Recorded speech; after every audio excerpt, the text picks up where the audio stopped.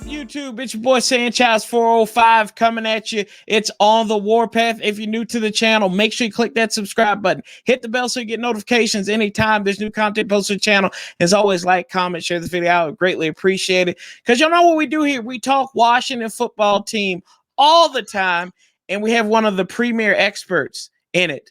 One of the hosts, 1/3 of the Washington Football Talk podcast. You go check them out. #1 Washington podcast out there. We have Mitch Tischler here. And Mitch, appreciate you taking some of your time out of your day to come and join the channel. That's high praise, Corey. Thanks so much. Anytime, man. It's kind of you and I have been talking for about a week about doing this, and I blame the Terrapins for you losing your voice on here. Yeah. So, and then just last night, the women just got kicked out as well. So you are in my thoughts right now, my friend. So been a little bit of a rough run in here in this NCAA tournament, but things happen. Yeah, it happens, but my Bonnies got bounced out against LSU, so I've been reeling already. So that's a tough matchup for them. That was a tough matchup for them, but it was good that they got in the tournament, though. Yeah, I had hope, man. I said, just give me one game to beat them. But it's kind of funny. In St. Bonaventure out there in Western New York, and there are rumblings going around that Washington will visit Western New York once again in this year, as they will take on the Buffalo Bills in that 17th game. And my question to you is, this means the team's going to be playing all four of the Final Four from last year in the playoffs last year. So what are your initial thoughts about this and possibly going to Buffalo this year? I mean, this is the schedule you get when you win the division. When you win the division, you play the toughest schedule. But what I keep harping on, I've done it on our podcast and elsewhere, just talking about it. Last year there was a 3-game stretch where Washington went to Pittsburgh, to Dallas, and to San Fran. And before the season, everyone was like, "Oh, those are 3 losses." Right. Those are going to be some of the 3 toughest games of the season. And obviously, this was a strange year with COVID and all that. And so, it all is what it is. But you can look at all these teams and say, "Damn, it's going to be a super tough schedule." At the same time, every NFL season is its own living, breathing organism. You don't know what it's going to look like. Hell, if this Washington offense improves, halfway up the league, like they possibly can, who knows how good Washington can be? I mean, maybe that's a little, over the top, but if that defense is as good as we think it is, and it continues to improve like we've seen, and, Fitzpatrick comes in, is able to move that offense up and down the field a little bit and doesn't turn the ball over at the high rate that he's done in the past, there's nothing that says to me that Washington can't go back-to-back and win the NFC East again. And that doesn't happen very often in that division, but yeah, they're arguably the best team in the division on paper right now before we even get to the draft. Yeah, absolutely. And you talk about free agency and Fitzpatrick here, and we'll get to that in a second. But my second question to Buffalo is, are y'all going to make Pete dress up like that again if it's cold in December? And are you guys both going – if COVID is over with, are you guys going to go out there and smash tables up there in Orchard Park? That's what I want to know. First of all, knock on wood, by September, when the NFL season starts, COVID is a thought behind us, and we can all get back to our normal lives and be traveling and going to games and being together. Yeah. Buffalo is one of my favorite trips. I say it's obviously one of the smaller towns in the NFL, but that fan base is incredible. The tailgate scene out there is, I would say, second to none. It's tough to Kansas City is way up there. But I mean, the fan base is so fun to be around, and you go to different places back when the Raiders were in Oakland, and you hear it from the fans, like kind of heckling you on the field and the players as well or whatever, and it's kind of fun. Like Buffalo is kind of the same way. Like the fans are so into the game, and they pick up on every little thing that happens, and they'll yell at you about picking up your camera on the sideline or don't screw up your live shot or whatever it may be, and it's fun. Like for us, it's fun. You feel like you're part of the atmosphere there. So I love going up to Buffalo. It's a fun city to be in the night before. The fans are great, and that stadium is cool because it's one of the smaller NFL stadiums, and it really feels like everyone's kind of right on top of you. So as much as Pete and JP and John Keim and all the other beat reporters love to complain about the cold, I love it. I'm built to that weather. I have the natural warmth here. Like I'm all in for. Give me all the December games at Lambeau. Give me all the December games in in Buffalo. Give me that cold weather. Give me the snow games. I love that stuff. It's fun. It's fun to watch it on TV a little bit more than being out there. I remember one time in October, we went to Baltimore and Washington at Joe Gibbs' first year, and we were up there in the top corridors of FedEx Field, and the wind was just ice cold. I think I was sick for about a week, so I don't want to mess with that cold. I had to dress up well for that. And you mentioned his name already, and we'll talk about the free agent moves and everything. Ryan Fitzpatrick is most likely going to be the starter here. What were your initial thoughts when Washington signed him that 1 year, $10 million deal with up to $12 million with the incentives added in there if he reaches all that? I think when you look at the quarterback landscape, they clearly weren't going to land Deshaun Watson. It seems that they weren't going to land Russ Wilson. Dak Prescott re-signed in Dallas. The top tier of quarterbacks weren't available based on what they did last year to move up from 19 to 3 or 4 to try and nab one of the top quarterbacks in the draft was going to cost an arm and a leg. We saw Kyle do that in San Fran just to move up from 12 to 3. So, I mean, you know how much it would have cost. So at that point, you're trying to get one of these middle-of-the-road veterans. And I like the fact that they went for the veteran. And they gone for kind of a younger guy. They gone for the Mariota, Mitch Trubisky, group of players. You end up in a situation where if those guys come in and play well, great. You got your guy for a few years and you can move on. But if that guy comes in and plays poorly, you're always going to have the but if. It's his first year in the system. He's still a young guy. He's still learning. Maybe we need to give him another year. Maybe we can push this quarterback thing down a couple more years. And then all of a sudden you end up in that same quarterback abyss that Washington has been in forever. So as far as what Ryan Fitzpatrick went, it was a fine signing. I like it in the fact that you kind of know what you're going to get. He has a billion years of NFL experience. You know the kind of quarterback that he is. He's going to take a lot of chances. He's going to throw the ball downfield. He's going to move offenses, but he's going to turn the ball over. And we know how much Ron Rivera has an aversion to turnovers. So they're going to have to find a way to not do that.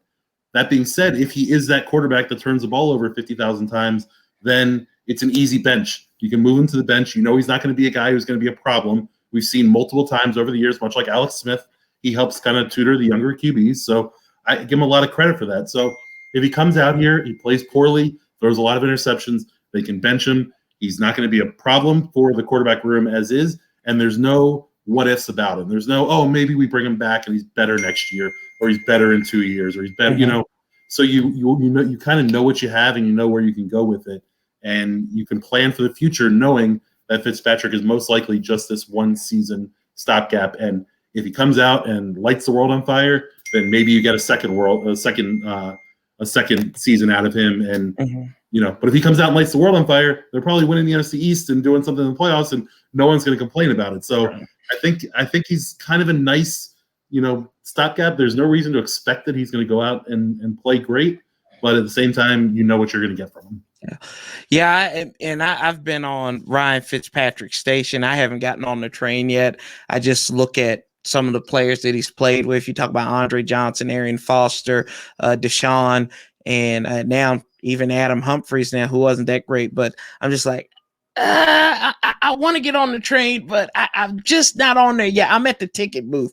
I'm like trying to find my card to swipe it to buy a ticket to it. So hopefully, talking to you and other folks, I'm like, okay, I can live with it right now. So, but there's also a lot of. You mentioned Adam Humphries. Just I think it's important. It's an interesting thing to bring up. Humphries said that was part of the reason that he came here to Washington was his relationship with Ryan, and also I thought more importantly he loved playing with him because of the calm that he brought to the team. And I thought that was kind of an important thing because it's something that I think was criminally undervalued with Alex Smith. Obviously, his play on the field was what it was, and his numbers were what they were, and you can judge him up based on that. But the team won when he was in the game, and you saw the offense operate better with him on the field. And I think when you have a quarterback that brings that sort of calmness, that expertise, that seniority, that gravitas that some of these veteran quarterbacks do, it can really help out a young offense. And let's not kid ourselves. Washington's core players are pretty young at heart. So to bring in a veteran like that to kind of help, be their Sherpa and guide them on their way isn't isn't the worst thing in the world. I mean, at the end of the day, I think we're all going to want better quarterback play than Ryan Fitzpatrick gives us. Right. However, it is what it is, and I think you got to kind of be on board with the Ryan Fitzpatrick experience, knowing that this is what it is, and don't go in with high expectations because he's most likely not going to fulfill those. Right. Like I think it was Shannon Sharp who said that expectation is like his biggest enemy sometimes, is that when you don't expect anything out of Fitz, he's going to give you gold. But when you start putting high expectations on him, it's going to be like you get a little bit of Fitz tragic there. Right. So I'm like, let them go. Let's see what happens, and let the chips fall where they must. But I don't think folks saying you can't win a division in March. That's just not going to happen. Even though I know the odds makers are saying Washington is favored to win this division right now on paper before the draft and everything. So we'll see. And this is plus before injuries. But they did go out and help them out, though. You get Curtis Samuel, man. And you already mentioned Adam Humphries, but Curtis Samuel, I don't know if I said that already, but talk about this guy, what he can do. Versatility with this offense is added again in free agency.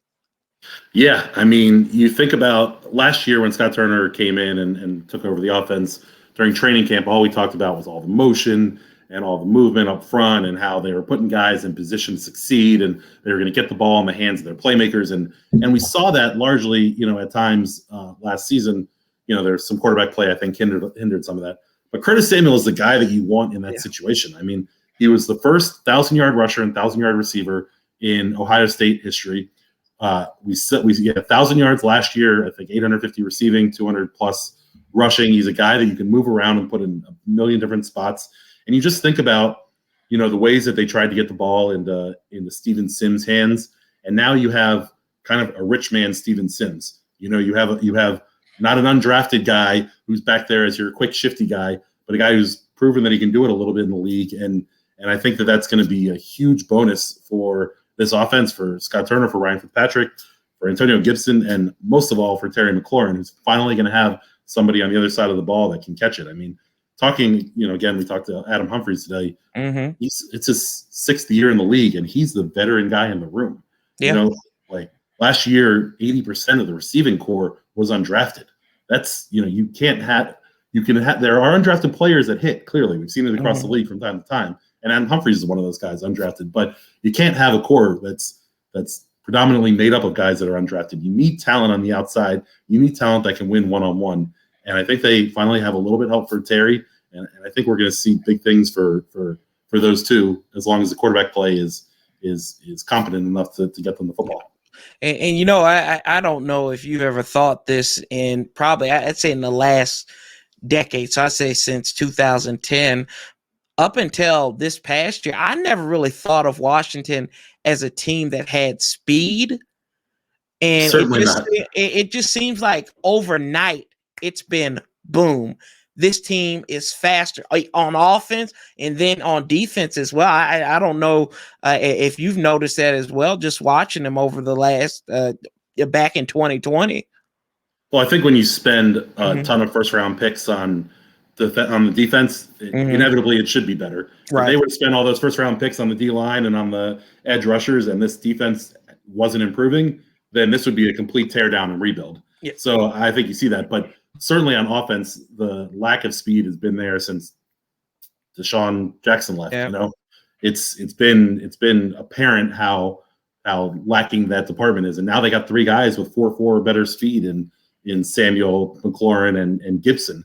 And I think, hitting on McLaurin and Gibson, hitting on a pair of third rounders who seem to be, I think McLaurin is no question the real deal. Mm-hmm. Gibson appears to be the real deal. Those are the rounds you got to hit on when you really want to, make a big leap in a short period of time, because you have those guys on super cheap deals for 4 years, locked in. So I think that, their draft, their ability to do well in the first and third rounds, in the early rounds of the draft. I say that only because their second round picks have been atrocious, but their first and third round picks have been good. And that's been, I think, the biggest catalyst to this team being kind of on the verge to make a big jump to being a legit NFL contender. Oh my goodness, Fred Davis, Malcolm Kelly, and Devin Thomas. They seem like they started that second round disaster train. Fred Davis was the last second rounder to get a second contract. Oh 2008. Oh wow! How about that? But I mean, it's Sua Cravens, it's Darius Geis, Trent Murphy, Preston Smith should have gotten a second contract, but there are a bunch of names in there that they didn't particularly hit on, and you got to go all the way back 13 years to get a guy who got a second contract out of it. So that's not winning football. It's not winning draft. No. Oh my goodness. Made me sick to my stomach. And I'll ask you this, because you all mentioned this kind of on the pod that y'all did Sunday, and I got to listen to it today, about comparing this trio wide receivers to Pierre, Deshaun, and Jameson. And before I even listened to you guys, I thought about it. I was like, and these guys could be like a poor man's version of this, because you've got, I think Humphreys is a slightly lesser version of Crowder, but I think you could get that guy. Do you see any parallels between those bunches of triplets there? So yes, I do. I took a lot of heat for what I said on the pod, because I ranked them. I think Deshaun, Terry, Samuel, Pierre, Crowder, and then Humphrey. And people were like, "You're really dissing Pierre. He was way better than that." My entire point there was just that Pierre was a very good receiver. Don't get me wrong. I mean, by saying that, I'm not disrespecting Pierre in any way, shape, or form. But he got 1 billion targets. He had 1,300 yards in 2003 on 181 targets. His least targeted season is equal to Curtis Samuel's most targeted season. So if you give Curtis Samuel the same targets that Pierre got in those years when the team was 3-13 and 6-10, and that Kirk was throwing for 5,000 yards, but they weren't winning a damn thing. Well, I guess RG3 was there too. I think that you would see similar production from that player. Now, there's no expectation that Curtis Samuel is going to get that many targets or get that kind of looks, because Pierre was the guy in that offense. Deshaun was the vertical threat, and then Pierre was that guy.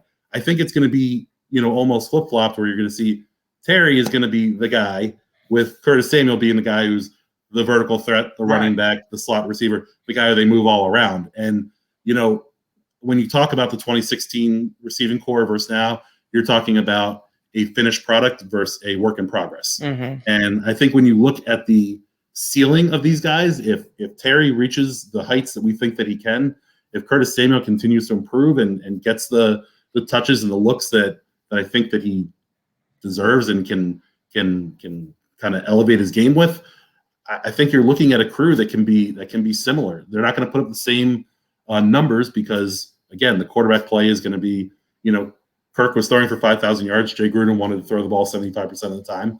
That's not the way Scott Turner is going to roll. That's not what you're going to get out of Ryan Fitzpatrick. So I think if you try and compare raw numbers side to side, they won't compare. But I think if you look at, the way that the offense works with both sets of receivers, I think they can be pretty comparable. Now, Jamison Crowder is a very good slot receiver. Right. And arguably could have been a good outside receiver if they needed him. And also don't forget that Jordan Reed was that tight end, and Jordan Reed opens up everything for everybody because of how good he was at getting open and how slippery he was. And so, they don't have, it's not the same talent across the board, but to me, if you look at kind of the two outside guys, Deshaun and Pierre versus Terry and Curtis, I think that it can be, I think that you can get, similar prowess from them.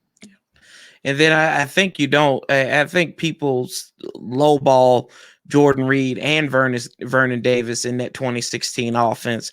That was 5 big targets that Kirk Cousins had, and but Fitz, he has Logan Thomas, the reformed quarterback, and nobody else at tight end so far. Maybe Kyle Pitts will drop to 19. Hope so, man. I think there's no chance. There's zero chance. I'm kidding. That's not going to happen.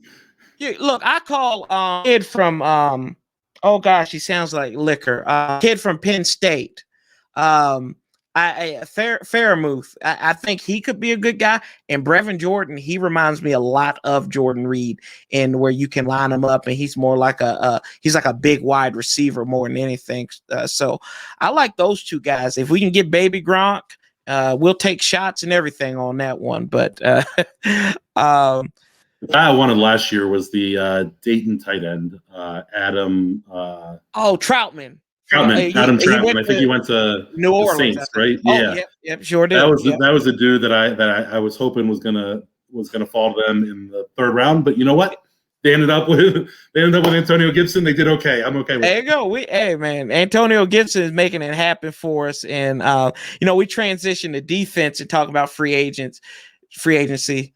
Thought there was an outside chance that Ronald Darby could come in, but you get William Jackson III, who's pretty much been overlooked in Cincinnati because their defense has been putrid. I think it's a big upgrade. What do you think about William Jackson III? I have to say it fancy because you get 3 sticks. Fancy. I think he's a great signing. I think he'll be an upgrade over Ronald Darby. I don't know if it'll be a huge upgrade because Ronald Darby played pretty well last year. Yeah. I think that when you look at the money that both of them got, pretty similar. I think Darby got 10 and Jackson's getting 12. I think that you got great value out of getting William Jackson. And the big knock on Darby is his ability to stay healthy. And it's great that he was able to stay healthy last year, but that hasn't been his track record at all. And to give a guy $10 million who you can't feel real confident that he's gonna be able to stay on the field for 16 games can be kind of tough. Now, don't get me wrong, William Jackson's had his own injury issues, along the way as well, but certainly not to the extent that Ronald Darby did. And to lock him up for 3 years, and I think year one they're only paying him $7 million in this repressed year on the cap. So I think that they kind of worked out a good deal. They kicked the can down the road a little bit in terms of dollars that they're spending on him, but I think he's going to be excellent opposite of Kendall Fuller. And to be quite honest, I think they have a lot of options at what they can do at 19. I wouldn't be shocked to see them take another corner at 19. They talked a lot last year about strengthening a strength and doing what they could to add to that. And that's obviously part of the reason that Chase Young made so much sense, aside from the fact that he's an absolute beast. And so I don't think you can count anything out at 19. And that defense, I think, is honestly a middle linebacker away from being really in the elite of the NFL. So it's another position I think they'll target either first or second round, probably second round there. And one more thing on free agency, and Darryl Roberts, guy ran a 4.38 in college coming out of Marshall. I think he could add some. I talked to some Detroit folks that I know. They said that don't put him on the outside, but if you put him on the inside, so you got somebody who can probably be like your in your 4 wide out package and everything. I think he might sit pretty good out there in Washington. I think he's a good depth signing. It's hard to really evaluate him too much because he hasn't spent too much time on the field. That's true. I like Jimmy Moreland in that spot more, in that 3 wide slot spot. But that doesn't mean there's always a need for depth, especially in a league when teams are rolling out 5 wide on a regular basis. So certainly it's a nice depth signing. And what I like most about it, we saw it last year with Sean Davis at safety. They go out and sign a guy on a kind of prove it deal. They weren't shy about cutting him. Like cutting bait and going with cutting bait with a guy that didn't fit what Ron was trying to build. So I like it as a depth signing, and by no means do they commit too much money where they can't get rid of him. So it's a decent signing. It'll be interesting to see how it plays out. Yeah. So now to the draft. You and Pete put out your draft crushes, and I'm going to say I'm disappointed in you, man, because Pete and I have the same draft crush in Zaven Collins. Yours is, I'll let you tell the folks what yours was. A local kid. You're out on Christian Darrisaw? Look, man, I think the linebacker need is more than that left tackle need, and that's just me. I think that you have homeboy who came from the Bears last year, Cornelius Lucas. You have him. He played admirably. I think you've got some other guys that you can maybe, hopefully Sharp can second year in the system. Maybe he won't be as bad. And then anything else, you can move Mo over to left tackle if you need him to. So, all right. Let's start here. They're not moving Mo to left tackle. Pause me for me. They're not moving Mo to left tackle. Right. He's their right tackle. That's not changing. They drafted Sadiq Charles last year, who will have an opportunity probably again to show what he can do at tackle, but I think ultimately he's going to end up being just a guard, as Jay famously said. Cornelius Lucas played fine. He's a great, to me, he's a upper echelon backup swing tackle, much like blanking. Big dude that went to Buffalo. Ty Nsekhe. That's exactly what I was thank you. Much like Ty Nsekhe was here. Ty Nsekhe went and got paid up in Buffalo, and I think his results sort of speak for himself up there. They haven't been great. In the first round, you have a dude. You can get a linebacker in the second round. I don't know that you're getting a upper echelon tackle in the second round.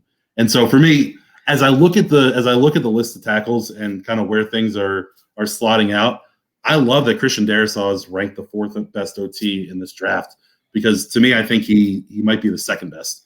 You have Penei Sewell, who is clearly the top dude out of Oregon. I mean, there's kind of no questions about him. But then you have Elijah Vera Tucker from USC, who was a right tackle, slated to play left tackle this year, sat out for the first half of the season because he opted out with the COVID stuff, came back and played a few games. But if I'm picking a guy in the first round and I want him to be my quote unquote tackle of the future, I'd like to see a little more, proven. I'd like to see him on the field a little more, especially at that position. And I think it kind of hurts that he was slated to be a left tackle. He's played his entire career on the right side, and he really only got half a dozen, not even half a dozen games at that position. And then the other dude that's up there is Rashawn Slater from Northwestern, and he's another guy who looks a lot like Sadiq Charles. He's not huge. He doesn't have, long arms. He's not hulking in size. And he's a guy that I think might end up ultimately having to move inside at the end of the day. And Washington sort of has a little bit of a glut attack at guard right now, which is a good thing. And so for me, Christian Darrisaw, if he's there at 19, he's the guy that I'm going to go with. He played his entire career on the left side at Tech. He has the left tackle frame and size. And the biggest knock that I've seen on him is a little bit with his technique. And that's something that I think you can fix quickly in the NFL, as opposed to guys who come in and need to work on strength or leverage or quickness or whatever else it may be. Those are things that take time to build up. Right. Technique is something that you can hopefully learn, in a season. Yeah, and I think you've got a great coach in there, and John Matsko, who can get him up to speed. So I that's a fair point. That's a fair point. But I mean, I like Zaven Collins, dude. As big as he is and as fast as he is, that just should be illegal. I swear it should be illegal. But I'm just saying. So is there any position? And we talk about left tackle and linebacker. Is there any position you see them going for in the draft that may be out of left field? And I might be thinking, I don't think it might be out of left field, but do you see them maybe going in the later rounds getting a quarterback? Yeah, absolutely, I do. I would be shocked if they don't pick a quarterback at some point in this draft. And you put out a nice tease for what we have coming up on NBC Sports Washington later in the week. Me, Pete, and JP went through and talked about who we wanted the Washington football team to take and in what round at quarterback. And I think Kyle Trask is super interesting in the second round if he's there. But to me, I want that linebacker in the second round, and I don't think Trask is going to make it all the way to the third round. And they have that extra third round pick. And I like the kid out of Stanford, Davis Mills. He's a dude that has a prototypical NFL body. He's huge. He has a big arm. He is a guy he has the pedigree that you like. He didn't show enough at Stanford to warrant. I mean, we're talking about him in the third or fourth round, so you kind of know what you're getting when you're drafting a quarterback that late. He's not a guy that showed up, and put out huge numbers. But coming out of high school, he had offers from Alabama, Georgia, Florida, every big SEC school. He's a dude that was highly recruited. He has all the physical tools. I think it's going to be about kind of fixing some of the some of the stuff upstairs with him. And I love the thought of a 21-year-old Ryan Fitzpatrick in Davis Mills joining the team and learning for a year or two under a guy like Fitzpatrick who has as much experience as he does and has learned all these offenses, and hopefully he can take the good parts of Fitzpatrick's game and work him into his. But this isn't a super deep quarterback class. I mean, there's going to be a guy in day 2 or 3 that is going to ultimately end up popping, because it seems like that happens kind of just about every year. But it's tough to look after the Kyle Trask, number 6. There's a couple dudes who are interesting, Kellen Mond, Jamie Newman, but to me, I think that if you're reaching early in the third or moving up in the third to try and get a QB, I don't think that's going to be the right move. So hopefully that second, third round pick, they can nab a dude. I will apologize for my cat. He's getting excited. That's all right. My dog's running around back here. I don't know if he's made an appearance yet, but he keeps sliding by me. So I got a couple more things to ask you, and then I'll get you up out of here. Ryan Kerrigan went and visited the Cincinnati Bengals. Now, do you think that there's a possibility Ryan could just come back and take like a low veteran deal and just be a backup here in Washington? Or is the thought process is he wants to start and see this opportunity? Because I thought he was going to look more for a contender, and you go to the Bengals for your first free agency move? So I floated this idea out to our group as well. I think he wanted to first go to a contender. I think that he talked with the Pack. He at least met with the Pack or talked with the Packers, maybe in a Zoom meeting or whatever, and the Colts.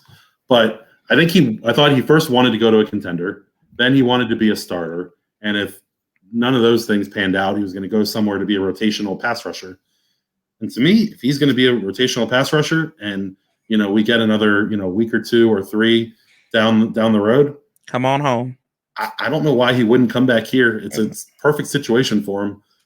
He's not going to certainly get as much playing time as he wants and, maybe deserves. But if you're going to be pressed into a rotational role wherever you go, being with this set of studs up front ain't the worst spot to be. Teams aren't going to be looking at you to double team you when it's 3rd and long. So I have a sneaky back of the brain feeling that there might be a shot that he ends up back in the burgundy and gold. Yeah, I'm kind of in that thought process now, especially when I saw that Cincinnati. I said that it doesn't look like the well is too deep for him there.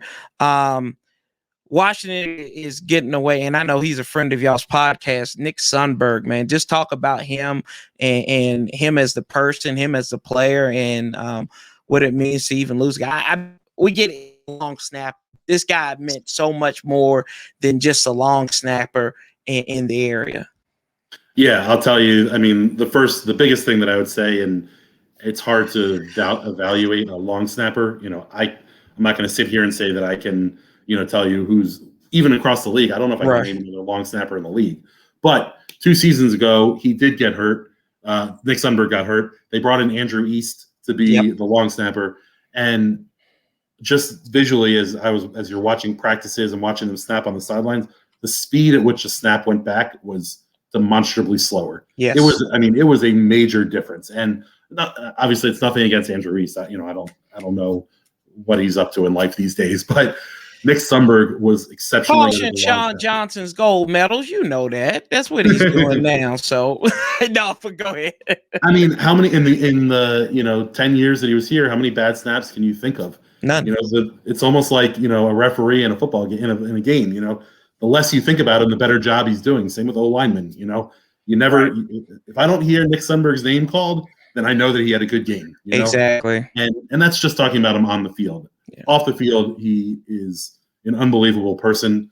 He started his Loads of Love program in DC starting, and then he's now expanded out around the DMV, where he was helping raise money to install washing machines in low-income schools to help kids, have fresh clothes. Kids who couldn't have their clothes washed at home. And Nick talked about what a difference it makes. Just your personal feeling when you're walking around in fresh, new, clean clothes and for your ego and your right. your being, and it's just, and he's done such an incredible job of building that program up. I think it started in 3 schools and 1 in the district, and now I think he's expanded all over the area. And the other underrated thing with him is there were a lot of jokes about the ping pong table in the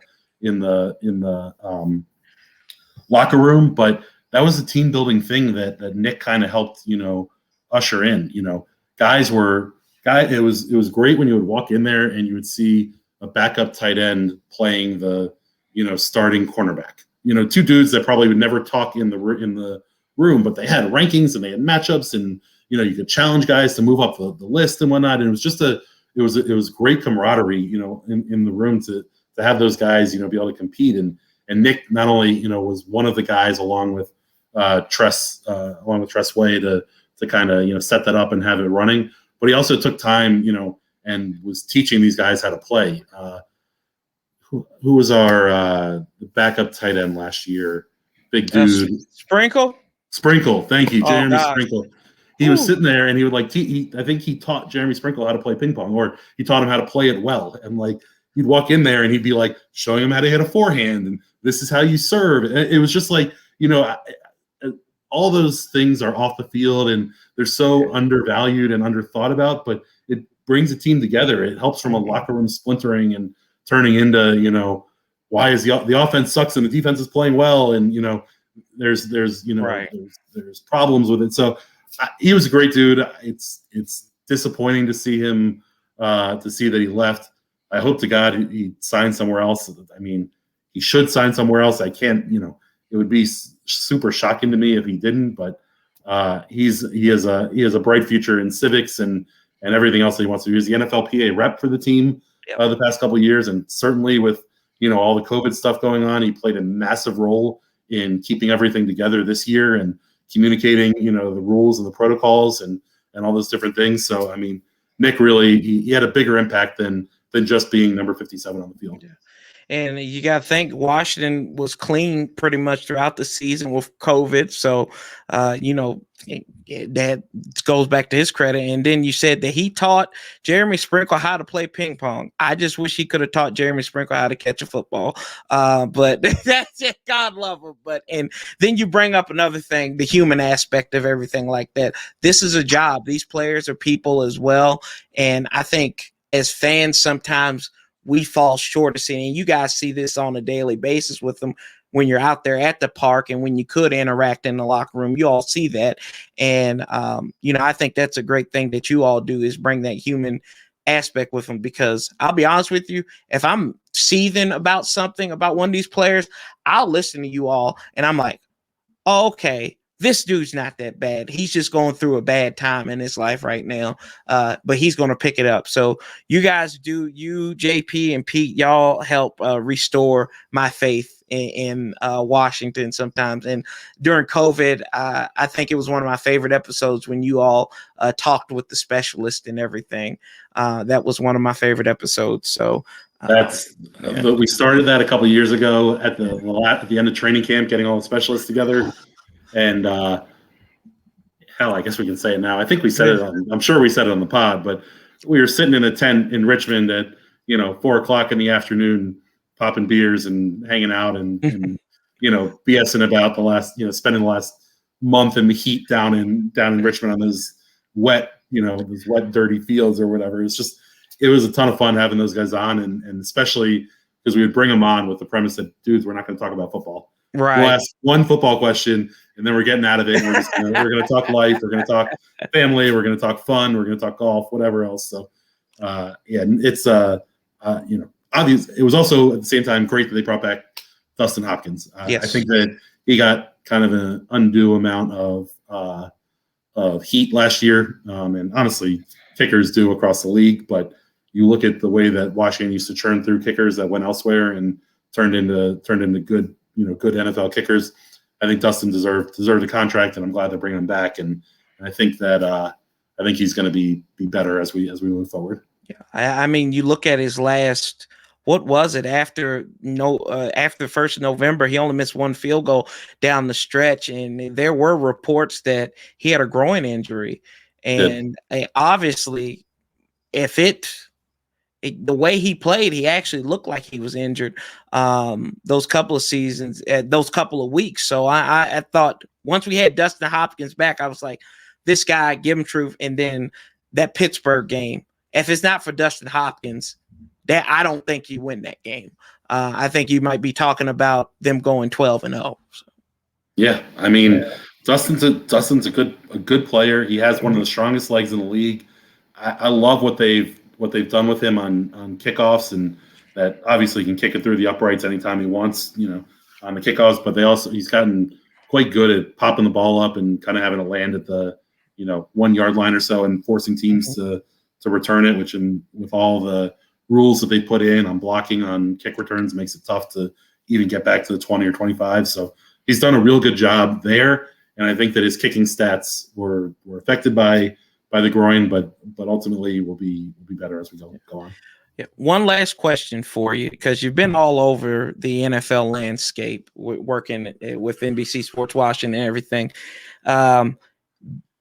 Best trip town to? I know Buffalo, but is there a town like the best trip?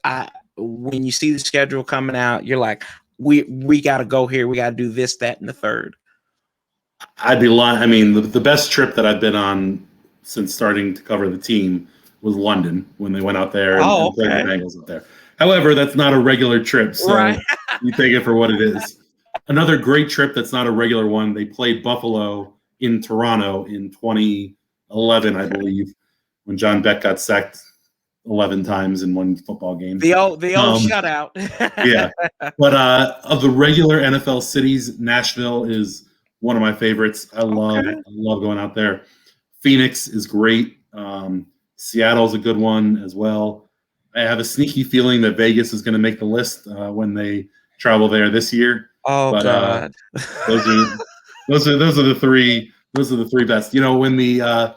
When the Golden Knights moved to Vegas, their home record the first season was they won like 80% of their games or something like that, or 76% of the games, and it was clearly teams were having a little too much fun the night before. Oh, so yeah. I'm curious how things are going to work out, especially because in the NFL, when you go play out west, normally you fly out on Friday so that you have Friday and Saturday to kind of start adjusting to the time change. It'll be interesting to see if teams are flying out Friday night to Vegas and give their guys two nights in Sin City before a game. Hey, I'm just going to ask you this. Can I lock you in for after y'all come back from Vegas? Cause I want to hear the story. I gotta get you to come back. So here's what I'll say. I would say yes to that. However, we just saw what happened last week when I was in Indianapolis and came home. True. And that was Indianapolis, not Vegas. So I can't promise what parts of me are going to come home when we go out to Vegas. Hey man, you can't. Hey, you can only ask. So that's it. But YOLO, baby, you only live. Yeah, I'm gonna be like. But that week when they go to Vegas, I'm gonna tweet you. I'm be like, hey Mitch, make sure you're okay. Save that voice and everything. Right. See, y'all need to do the video pod that week when y'all come back from that, because I bags under our eyes, and like it'd be like when y'all go golfing with B Mitch and stuff. I think that's what's it's just gonna be a whole bunch of trouble. But that's our move. We're if our bosses are listening here, and when we actually approach them, we're gonna tell them, hey, we got to go out on like Tuesday or Wednesday. Check out the town. It's a brand new city, and we don't really know what we're gonna be dealing with. So we gotta get out there a little bit early, and we'll come back right after the game. We promise. Oh gosh, Mitch, Mitch, this was fun. Anything you want to say? Leave the audience with after that one. This is a lot of fun. Thanks so much for having me on. Follow me sir. Instagram and Twitter at Mitch_Tischler. I appreciate you. Appreciate you having me on. Yeah, the nicest celebrity, according to John Keim. Congratulations on that one. But y'all, Mitch Tischler of NBCSports Washington Football Talk Podcast, JP Finley, Pete Haley on with them. I'm saying Shots 405. Love, peace, and hail. And I'll be talking to you real soon. I'm out.